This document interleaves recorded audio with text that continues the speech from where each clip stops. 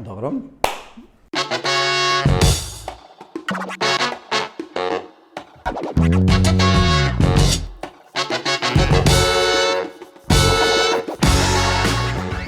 Последно веќе 20 години, значи оваа година е точно јубилеј.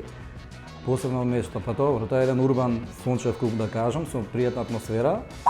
Во целата оваа гужва да кажам од тренинзи, фитнес програми, значи трансформации, сепак наоѓам некои 40 минути до 1 час време во денот за да го направам мојот тренинг.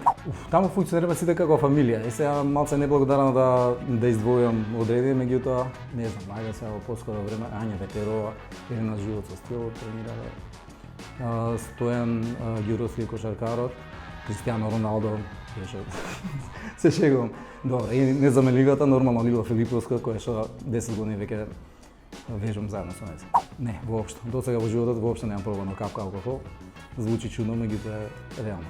Па жената која го приличи вниманието не вежбаше, сега да вежба веќе по овој период.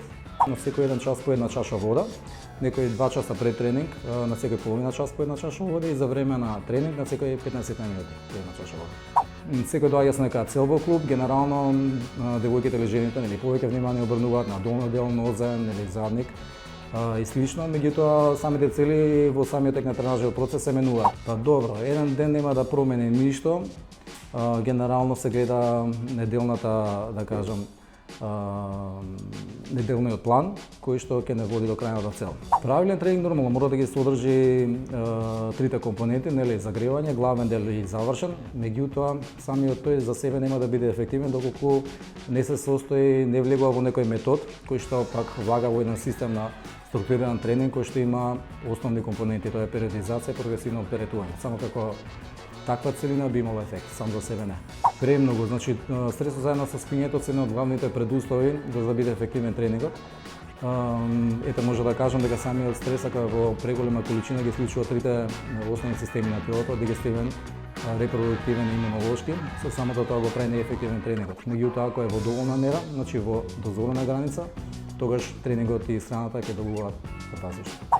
6,5 наутро станувам, зависи кога е првиот тренинг, закажам 7 часот, 7:15, почнувам до 12 часот, на 45 минути до 1 час се менуваат клиентите, потоа пауза 3 часа и потоа до вечер до 22 часа. Сега веќе е исто. Час и половина до 2, сепак зависи од кој тип оброкот, што содржи. Никогаш не сум зацрнен и бил туриста, стално гледам да креирам метод кој што ќе биде ефективен.